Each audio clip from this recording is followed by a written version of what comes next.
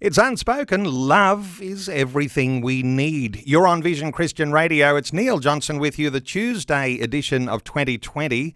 And a conversation coming over this next hour, pardon me, very shortly, we will invite you to be a part of it. You might have your own story to share. You might have a question. You might have a comment. You might even have a critique for the way we're talking about things we'll talk about. Just at the beginning of a conversation like this, just a little warning, there might be some things that are sensitive. We might even call them adults only. And so if there are little ones around, you might want to shield little ears through this conversation as we get things underway. It is an intimate conversation ahead today as we explore what it takes to recover from the pain of an extramarital affair. Our special guests have written a book about their own experience. Their story is about lies, deceit, and infidelity. But now, Noni and her husband David have a fully restored and healed marriage. Beyond their own ordeal, these days, they support and mentor men and women in overcoming the obstacles and shame associated with infidelity. David and Noni Yates are joining us. Their book is called Beyond Betrayal. And so, first of all, to you, Noni, a special welcome. Thanks, Neil. Thank you for having us. And to you, Dave, welcome along. Thanks, Neil. It's a pleasure to be here. Let me start perhaps with your story here. And I imagine with a conversation like this, there's a lot of background. There's a lot of backstory. It's all of those things that shaped you from your childhood into your teenage years and how that actually reflects in the way that your relationships begin to evolve. But Noni, let me start with you because we'll come to Dave. We'll put him on the spot in just a few moments. But your story, in a nutshell, that leads to a conversation like this today. Okay, well, firstly, Neil, can I just say a fully restored marriage is actually still one that's fully in process and progress, and I do believe that we are much further down the road than what we were 4 years ago, but none of us arrive this side of eternity. So we are building something completely new to the marriage that we did have, and we're still walking forward in that. So yes, works in progress. The thought of a fully restored marriage, or that someone might be prideful and saying, I've been married a long time and infidelity, an affair, that could never happen to me, that would be a wrong thing to say because there are some vulnerabilities even in our makeup as men and as women that leave us exposed at times, and there must be some things that we can do and we can get onto protections there for those vulnerabilities. But as you say, we're never fully there because there could be temptation around any corner.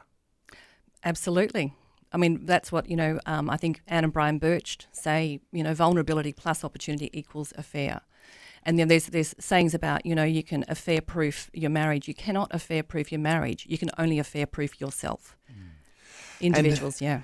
Ultimately, this is where we'll lead into a spiritual conversation, and we'll talk some more about this as we go, but affair-proofing yourself takes your identity beyond the relationships that you have and says there is something higher that I can actually get my identity and my security from, and that will be our relationship with God. Absolutely. Take us back to early years, and I know this is going to be intimate and open, but you went through some relationships in your early years, and you experienced the thought of, being in love with a person, but then realizing that there were a time when they would say, I don't love you. Thoughts here? Yeah. Okay, so my background is as a 13-year-old girl, I was sexually assaulted. And at that point in time, because it was someone that I knew, I didn't understand it for what it was. I blamed myself. I thought there was something I did wrong. And then out of that wrong thinking and that distortion, I behaved in ways moving forward. And then at 16 years old, so wise, I met someone who was an amazing person who was quite a bit older than me. But I believed that that was my person. That was going to fix everything. And with immaturity and trauma and wrong thinking, I went down a path, and I really believed that I was going to marry this man. And then he was terrified of me because he knew he was so much older, but I pursued. And then 6 months into that relationship, he said, I don't love you. And that I took that on. I told myself those words, I am unlovable. And I believed that lie. I believed that lie for a long time. And out of that, shut down my heart, put walls up, and went on quite a destructive path for quite some time. We'll come back to some more. Dave, let me bring you into the conversation here, because I know that you say we believe a lot of lies about ourselves, but those lies are something that shapes us from our early years. And you came from a dysfunctional family background. I think your mother left your father. Give us some idea about what shaped your early years here. Yeah, well, the incident you're talking about, Neil, was actually just a half-day moment when I was a very young child. For all purposes, my family was really very normal and very functional.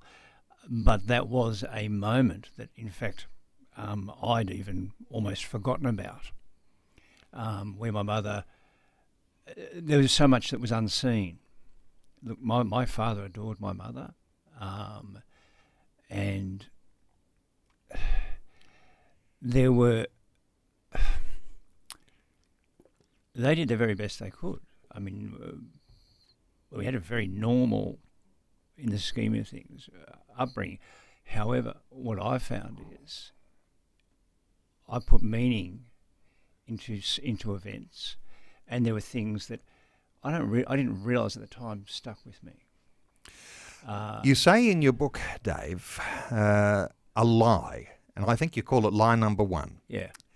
If even the woman who loved you the most could leave you so easily, Exactly. there could be no real trust in relationships. Yes, you're right. And you know, this is a lie I only discovered in recent years. I happened to actually share that occasion that I remembered in childhood with a counsellor of mine, about 8 years ago. And they said, Dave, longer than that maybe. Stop, Dave. No, this is actually since discovery. That was yeah. Yeah, was it? Yeah, there Yeah. you go. None's much better at the time than me. But they said, hey, stop what you're doing. This is really significant. I said, oh, no, I was just a kid and Mum was leaving, and then she came back and she was crying because I chased her. And, you've read that part of it. It was really quite... Traumatic. That's right. We didn't realise... And at the time, I just put it in the past. I didn't realise it was traumatic. Sometimes you don't realise there's traumatic things happening when you are a teenager. Yes. It's only in afterthought when you think through what actually has happened. An earthquake has hit my personal development by some of these things that you just brush it off at the time, but actually it has wide-ranging effects. It does, and then that gets reinforced by other small events of rejections, betrayals, which are... I'm afraid are quite part of growing up emotionally as a teen. And in that, there's an insecurity. Now, there's so much to the story. We've got to sort of move things along. Noni, you were a hairdresser. Yes. And that's where you met Dave. Yes, when he had hair, he was a client of he was a client of mine. Yeah. Do you still cut his hair today? I think you probably do. No, he does it himself. Okay, take us into those formative years. Your relationship was blossoming. You decided that you were for each other. Okay, well, the relationship that we were talking about before with the man that said, I don't love you. I continued that relationship for 9 years and had a child. I mean, that's just seems crazy, but it was only after really coming to know Jesus that I just thought, what am I doing? I'm living I'm living a lie. I'm not invested in this. I really had to be very honest with myself. So I was actually a 25-year-old single mum, really. But I had been doing Dave's hair for a couple of years, and we met each other not just by chance at a social sort of event the same week that I separated from my son's father, which was crazy. So I was pretty all over the shop and confused, and the last thing I wanted was a relationship. But I knew this person from doing his hair, and we already had a professional relationship. So it was easy to have a conversation, and just we became friends. It was, yeah. And Dave, a new relationship for you? Absolutely. I split up with my partner probably several months beforehand. I met Noni, and I really liked her a lot. I mean, I think we were just friends to start with. We were attracted to each other, but I just really craved her company, and I could see things in her which I still see today.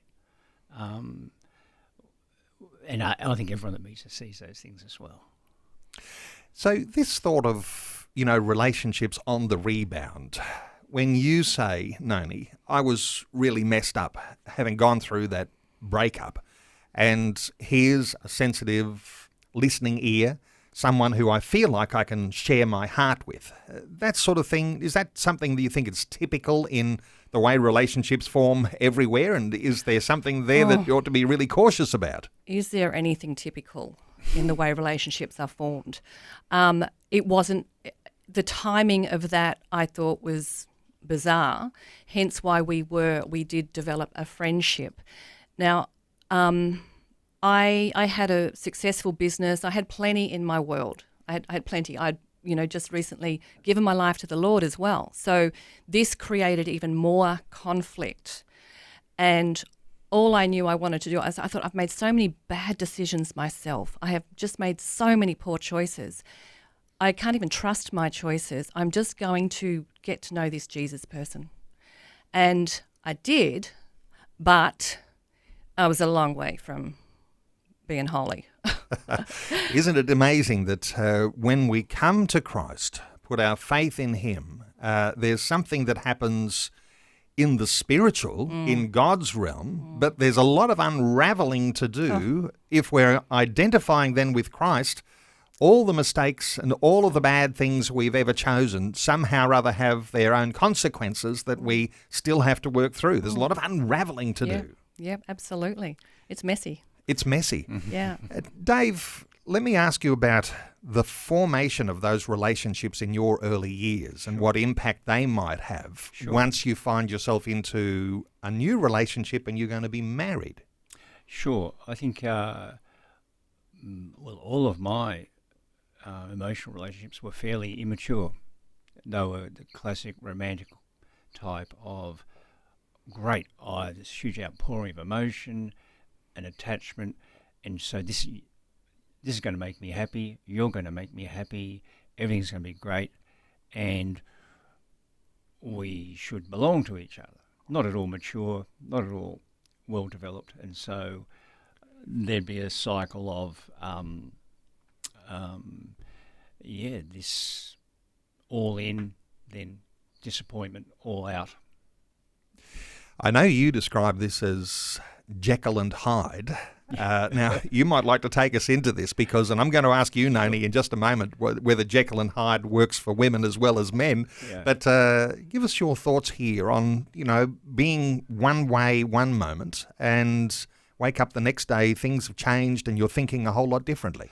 I think that came, if I look back now, that comes down to that inner child in me, that self-protection thing of, you disappointed me, I feel not worth, then I'm going to push you away, or I'm going to destroy this relationship, or that, and it's a self-protection.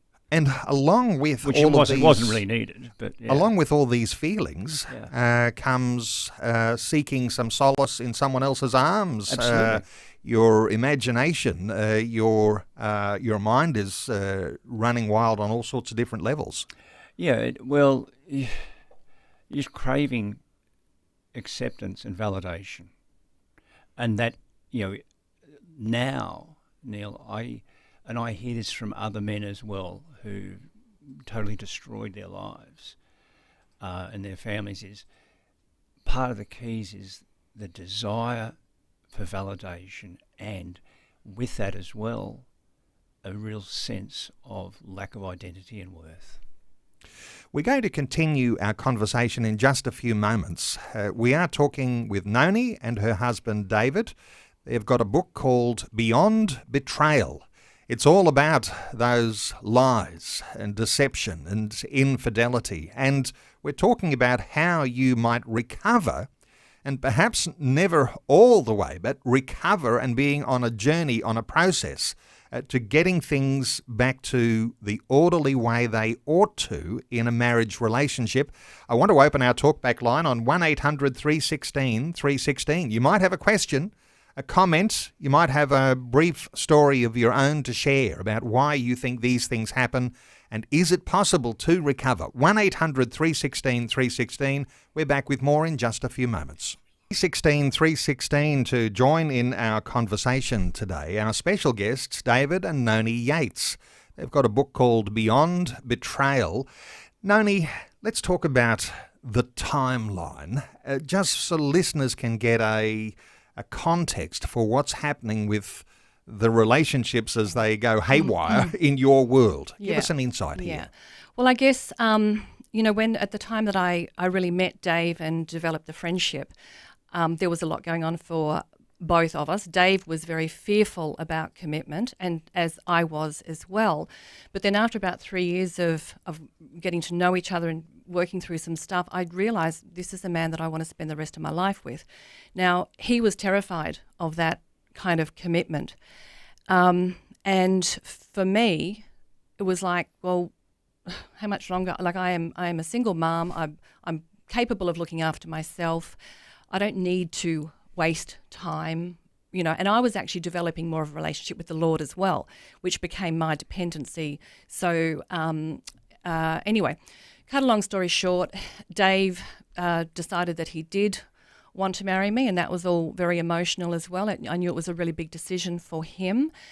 And so we got married on the 2nd of October 1993.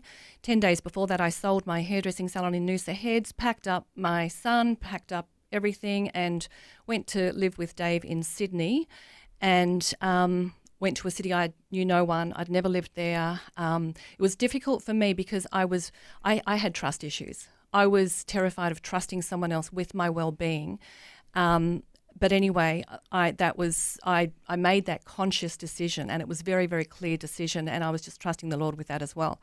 So we had been together for quite some time. I had some gut feelings over that. We had an 18-month long distance relationship. I just had this kind of check in my spirit about one particular work colleague he had, and I would ask questions and get all the, his lies. But that's the thing, when you're being lied to, you don't know. You're just like, oh, okay, well, no need to tell me lies. I'm just asking an honest, I want an honest answer. Anyway, it was not long. I think we'd been married for about 6 months. And I just got up one morning and I just felt like my spirit, I just felt so grieved, and I just burst into tears. And he just said, what's up? What's wrong? And I just said, I've got a real problem. And he said, what? I said, I don't trust you. And he looked at me, and I just said, and I begged, I said, do I have any reason not to trust you? Because it was like, talk about your gut being your second brain. And everyone that I speak to, betrayed spouses, they all say, we knew there was something wrong. We knew something was not right, but we couldn't put our finger on it. So that's number one, always trust your gut. But, he looked at me and he just said, Noni, I place you above all others. Now, I didn't know what that meant at all, but he's holding his new bride's hands that we just, we're in the honeymoon phase. And he's just told me outright lie that I didn't know about. I think 2 weeks, 3 weeks later, he came home from a work trip and I was putting my son to bed, and I just, I could see even in the dark at the door, he had this hideous mark on his neck, and I felt nauseated. I was just sickened. I waited until my son went to sleep and I went in. He was getting ready in our bedroom, and I just said, "What's that?" And again, more lies. What do you mean? And he went to the bathroom and he was rubbing his neck like he could think he was rubbing something off, but he didn't even know it was there. And I said to him, you come back and talk to me. And he said, "I had dinner with such and such." And I said, "Well, it looks like you had more than dinner." And so that was the beginning. And at that moment in time, the next morning, I just got up. I was leaving. All I knew what to do was to run. I had a lot of money. I was just going to pack up and go. And he came out and he begged me and he said, "No, can you just please stay?" He said, "I need help. I want counselling." And he said, "I want Christian counselling." Because Dave was not a believer when we got married.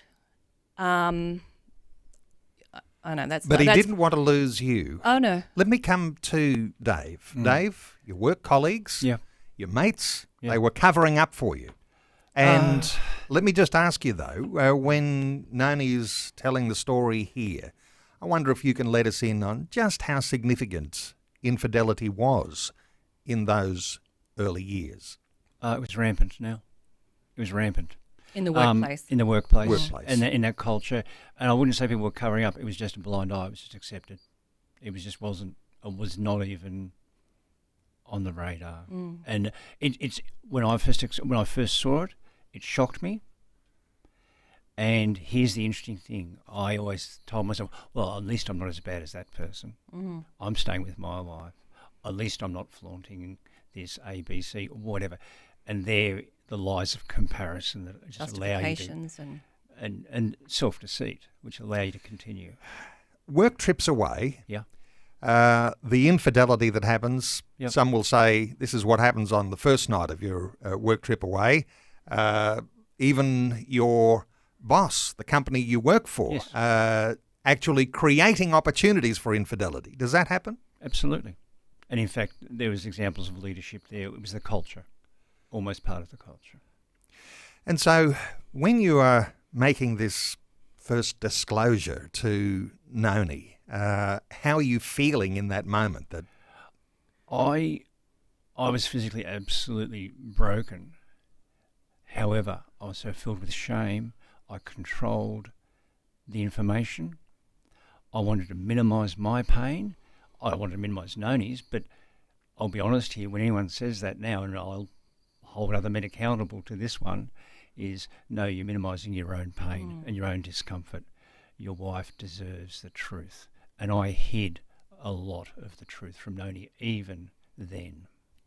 Noni, when you've understood that all of those things that you were suspecting were actually true, as you say, you were saying, well, I'm going to pack up everything and I'm going to go. What is it that made you stay? We went and saw a pastor of the church that we were looking at going to. And I guess this is the thing, just winding back to knowing Dave, having that friendship, and me knowing Jesus, I knew that I wanted him to have that same freedom. I knew there was something keeping him bound and trapped. I didn't know what it was. It wasn't. But I always prayed for his salvation, always. I never prayed that we'd get married because I thought I made so many stupid decisions myself anyway. I always prayed for his salvation. Now, on that day, he didn't know that I was doing that. On that day, we went up and, I thought, I'm not speaking to this pastor. Dave can talk to him.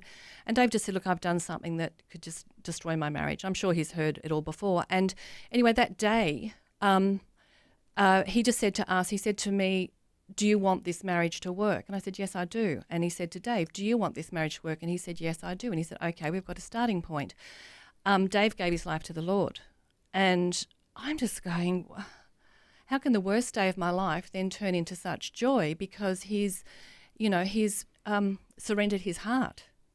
What I didn't know was that there were so many other secrets hidden. So he'd led me to believe that that incident with that work colleague was a one-off, a mistake. Now, what we know now is there's no such things as mistakes. People don't make a mistake and have an affair. They make choices and they have an affair. Mistake is putting diesel in your car instead of petrol. So what I didn't know, and again, it was just like the Holy Spirit just kept showing me things. He'd been having this relationship with this colleague for 18 months. So before we were married, he was in this relationship. We are going to continue this conversation, and there'll be some very interesting twists still to come, and how you deal with the pain of infidelity. Well, 1-800-316-316 to join in our conversation today. You might want to connect with this couple. Dave and Noni Yates, they've got a book called Beyond Betrayal, beyondbetrayalrecovery.com. We're back with more after news. Wonderful to have you with us on this Tuesday edition of 2020. If you're just joining us, joining into an important conversation today that affects so many in marriage relationships. We're talking about marital infidelity.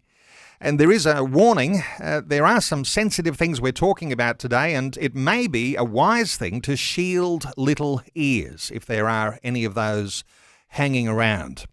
It's an intimate conversation exploring what it is that it takes to recover from the pain of an extramarital affair. Our special guests have written a book about their own experience, their stories about lies, deceit and infidelity, and now Noni and her husband David have reconciled, if not fully restored, in their marriage. Beyond their own ordeal these days, they support and mentor men and women in overcoming the obstacles and shame associated with infidelity. David and Noni Yates, they're joining us. Their book is called Beyond Betrayal. I'll give you the website a number of times before the end of our conversation, beyondbetrayalrecovery.com. You might want to get a hold of their book if you've been through something similar or you know someone who is facing these challenges. Noni, if we're talking about that timeline that you went through and all of those years covering up lies, deceit, and I think you put the timeline something like 25 years of that in your marriage. Really, the recovery process has been more recent, really just over this past 4 years. Yeah, well, I didn't know what I was recovering from. Because everything was so hidden.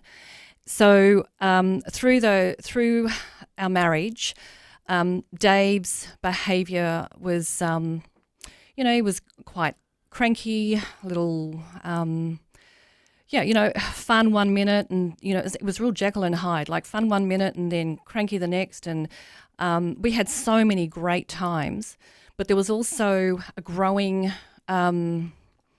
disease, I suppose, in him. And he ended up one night, I said to him, we'd actually had 2 more children then. And I said, look, this is going to sound really bad, but things are a lot easier when you're not here. And Dave turned around and he was all forlorn. And I said, what are you thinking? Because he travelled a lot for work. And it was like, our household was smooth. And then he'd come home and there'd be this just tension. And he just said, I'm just wondering how I became this person that no one needs or wants. And right then I'm just thinking, that's not what I said. You can have a pity party or you can get up and do something about it. And I said, could you be depressed? Should you? And so he went to the doctor and was diagnosed with depression and was put on medication, and you were medicated for the next 25 years. Yeah. And again, like I thought, okay, so it's this depression. He's sad or he's angry or and I didn't know. Then later on, there was another person that you were having an extramarital relationship with. It was someone that you worked with, and I got a text message. I'm like, what the heck is this? And he was away again. And so then I found something else, but there was always, I'm sorry, there was tears, there was, and And then what I know now is an apology without change behaviour is a manipulation. It's abusive. And yeah, and so what we lived through was, I will actually say that fair recovery describes infidelity as the keeping of secrets. So whether that's pornography, one-night stands, emotional affairs, financial, physical affairs, massage parlours, infidelity is the keeping of secrets. And that in itself is where it becomes abusive as well, because if you're in a relationship and you don't have all the information, you're not able to make healthy choices for yourself. So that's actually a form of coercive control.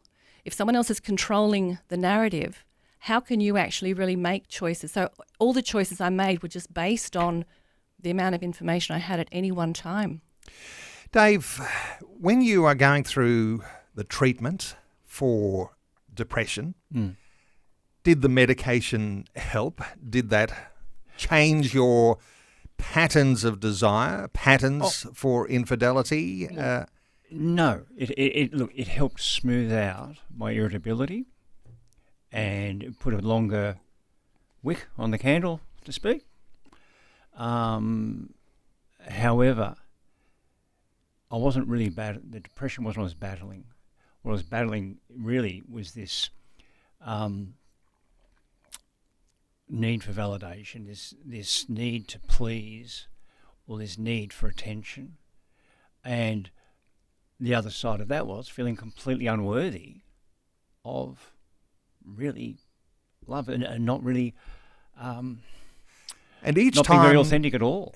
Each time there's a new relationship, a new affair, a new indiscretion, the thought that I'll never do that again. Yeah. Give us some insights here into what happens in the male mind when you are promising never to do that again. Yeah, great. And this is where all that energy goes to. All that emotional energy that I had was in this bargaining with myself. So there would be the intense shame. There was the exhilaration of the mirror, the favourable mirror back at you of somebody that admires you in this very isolated way. But on top of that, then there was also this incredible shame afterwards and the recoiling and then what you call white knuckling it. Well, I'm not going to go there again because this makes me feel absolutely dreadful. And thank heavens I haven't been found out and there's too much risk. And 6 months could pass, 2 years could pass. But there was still that need eventually for approval. That approval, thanks, External Noni. validation. External validation, because I was just unhappy in myself. So there's that incongruence. At my core, I knew I loved Noni and I would never want to leave her. Yet I couldn't really accept. I really couldn't accept that I was really worthy of love now. You know, when we talk about these sorts of issues, it's a matter of cutting a long story short here because I know we could go down all sorts of directions here, and actually we could hear confessions. We could hear all sorts of challenges from both sides about how all of these things have been so hard and so bad. But Noni, let me come to you because we don't want to spend our whole time talking about all of the bad things that have happened. We want to be able to understand what it is that now puts you together on a pathway, on a journey that says, we can do this, we can work this out, we love one another, and we've got a future together. I wonder if all of the pouring out of the truth actually does give you some level of freedom in making a new start. Yeah, well, Neil, we actually did separate on the 28th of August 2018 because that's where I drew my line in the sand. You know, people go, "Oh, how could you put up with it for so long?" But you know, you don't even know what you're putting up with. Like people that are in coercive, emotionally or psychological abusive relationships often don't know. They just think there's something that's just not quite right. So I got to the point where I could see it for what it was, and I drew my line in the sand. I said, "That's it." Dave just thought that he could manipulate all of that back, but I was completely out. And through a whole sequence of events, which you'll have to get the book to read because it's just so long. Not the book, just the way it's kind of all come about.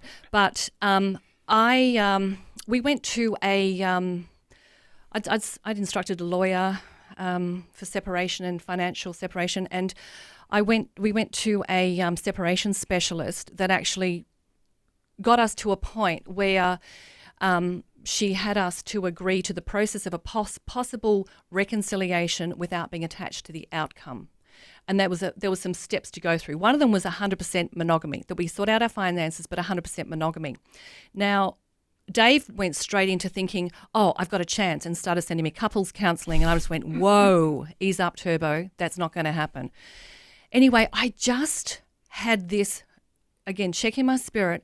And I just thought, first of all, I thought I can just check this box and go, yep, I'm just doing this. And then I'll prove to everyone and my family and us that I've done everything I can. Then I walked out just thinking, what the heck am I doing and what have I agreed to? Because I was terrified that I was almost out of this emotionally abusive relationship, and yet maybe there was a hook that was getting me back in. It was scary.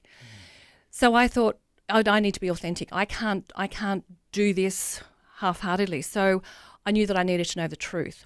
And I just said I met Dave and I had it all written down. I said, Dave, these are the 5 steps that we're meant to be doing it. Now, as far as monogamy, 100% monogamy, we've had discussions about that. Are we on the same page?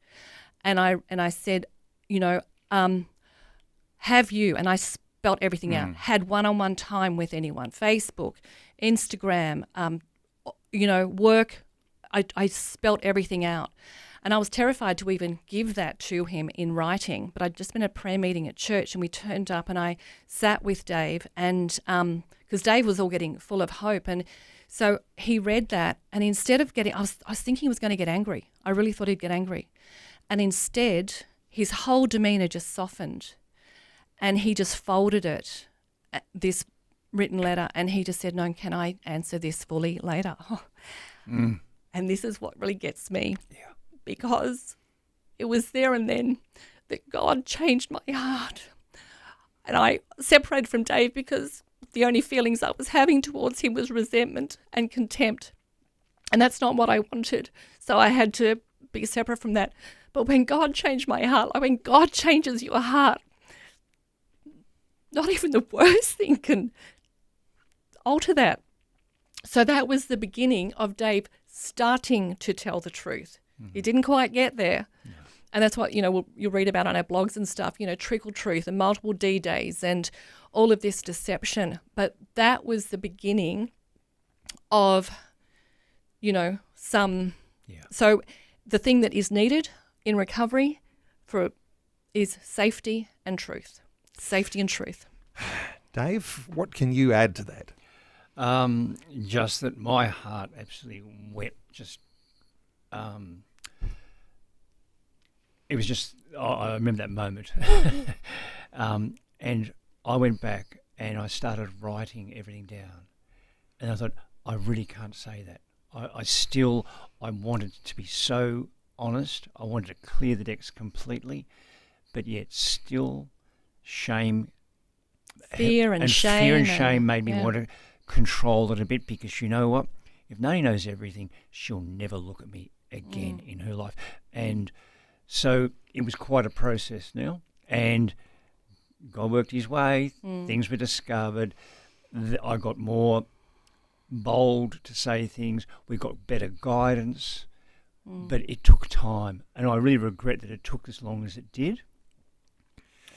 Who is the one or more that should be in on all the dirty laundry? Should it be husband and wife sharing the intimate things of your heart, even the bad stuff? Do you let your pastor in? Is that the person who ought to understand that you're going through a challenge and moving towards a recovery process? Is it a counsellor who's sworn to confidentiality and won't share these things outside of what you share in the gathering, in the meetings that you might have? Who ought to be a part of understanding that there's been really big challenges. There's all sorts of things that are in the background. You need to seek hidden. out safe, 1 or 2 safe people. And when I say safe, they're not ones that are going to tell you what to do or cover your sin, or, they are ones that are going to sit with you and not judge. What Dave and I did was we actually had a core group of 6 people, and they were experienced pastors, but never experienced this as such. But we knew that they loved us, and then they would pray for us, and they didn't ask questions. They were supportive, and they had empathy. And empathy is not telling you what to do or what they'd do if it was them. No one can tell you that. So you need your safe people. But as far as a loving relationship, you can never be unconditionally loved while you are only conditionally known. So if Dave's only showing me a part of him that he wants to, things that I want to see or things that other people want to see, he's not even allowing me to fully love the person that he really is. Exactly.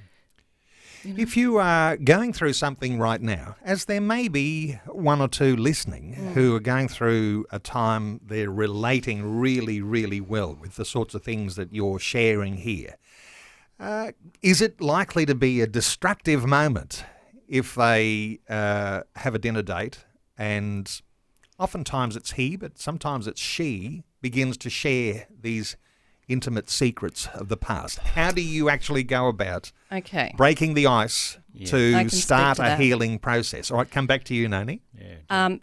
You don't do a dump and run or a dump and duck for cover.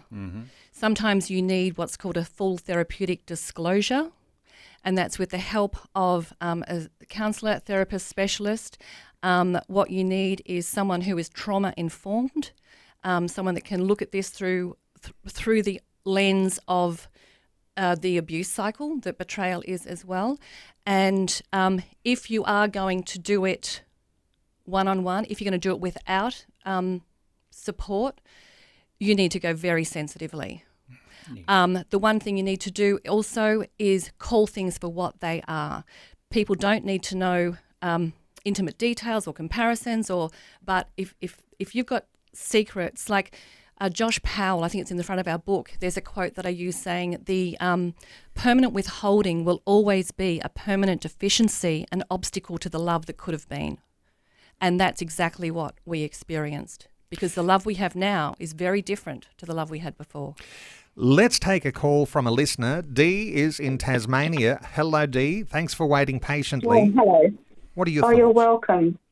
Well, first of all, thank you so much for your transparency, vulnerability and honesty over the air, Dave and Noni.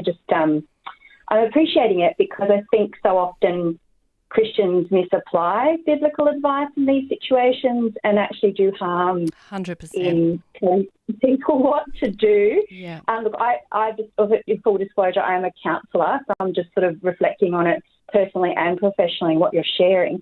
But I guess my comment is, I think sometimes we make an idol of this word need. Like, I noticed that the word need has come up a lot in the conversation. I need this, I need that. And I'm wondering if it's actually, maybe we could reframe it and say demand. We demand validation. We demand getting things met from illegitimate sources rather from God or from healthy sources and healthy ways of doing things. I just wanted to throw that out there in the conversation because I think sometimes we can almost make sacred a need. It's like an entitlement. Yeah. Exactly. Yeah. I think that's probably a pretty good call. When we say it's what I desired or what I felt was going to make me feel better, really. It's what you feel is going to meet your need. It's not what you really need. Yeah. It's not what you really need, but you can almost sort of demand that you have to have it met, and so you'll do anything, and I think that's where it gets very sticky for people. Yeah. Dee, thank you so much for a good contribution there. Thanks, and doesn't Dee. that demonstrate how complex it is when you're talking about 2 different people in all of the complexities that you have in a life, and you embrace what we understand as Christians as a marriage becoming one flesh, and what that means in the intimacy that you might have that causes a flourishing relationship. All of the things that from our past have to be sorted. Even now, even for those who feel like they have a good relationship, all of the things that might be happening today or this weekend that might need to be sorted. This is just a demonstration just how complex things can be, Noni. Oh, yeah. But I think that when we look at that word need too, I think that entitlement plays a very, very, very big part. And it's also that that striving to fill empty spaces with spaces that really God can only fill. There's just so much in this. There's so many layers. I know that this is a big dimension, and perhaps we'll have you back on another day if you're happy to come back and continue a conversation talking about these things.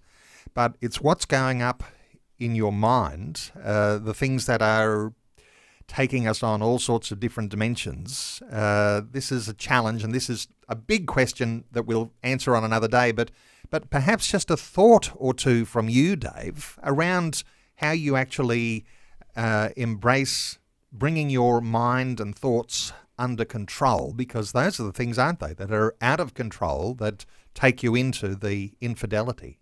Yeah, absolutely, and that is really also just part of the story. But it's one thing to white knuckle things and say I'm not going to do things and I'm not going to go there, but I can say there's not a person, a man or woman that hasn't done this, that hasn't thought about it first.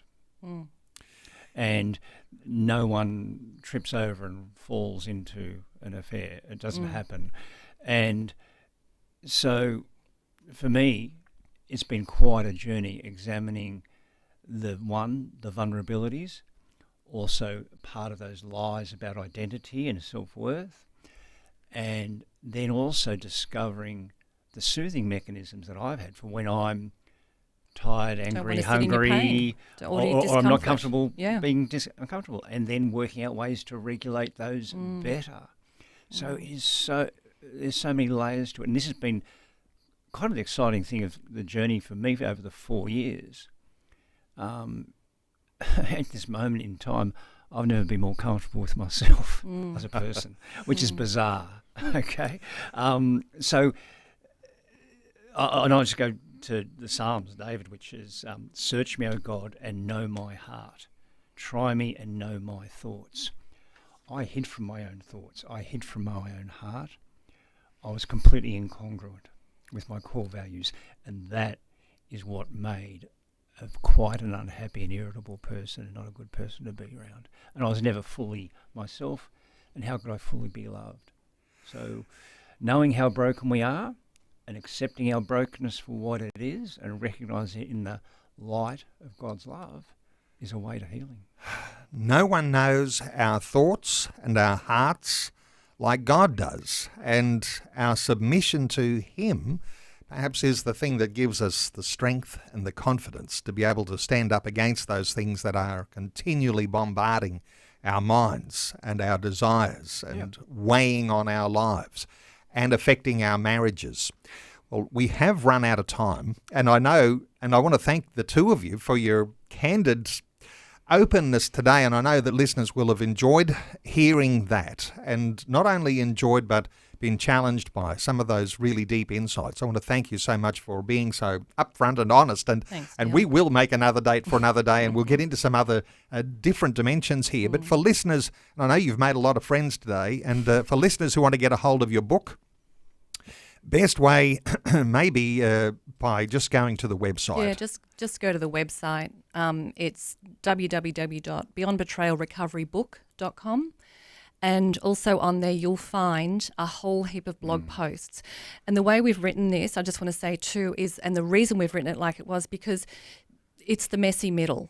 You know, like it didn't come from a clinical perspective or someone that was fully healed and restored. This was written, in fact, began writing And our last D-Day was on I think it was April Fool's Day 2019.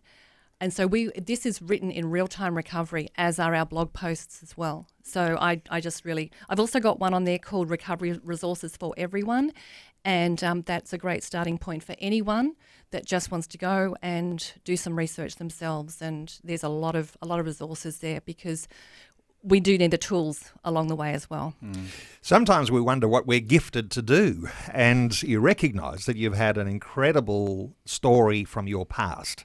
And you realise also that there are so many who face the same challenges that you do. And so isn't it amazing the way God captures your own hearts together to tell your story that will be about healing those hurts and getting people back on track on all sorts of different dimensions as people are going through these things. I want to thank you so much for that candid, wonderful response to the things we've been talking about. David and Noni Yates. Noni mentioned Beyond Betrayal Recoverybook.com. Simply Google their names, you'll come across it. Beyond Betrayal Recoverybook.com. David and Noni, thank you so much for sharing your hearts with us today. Can I just say one last thing in closing? Yep.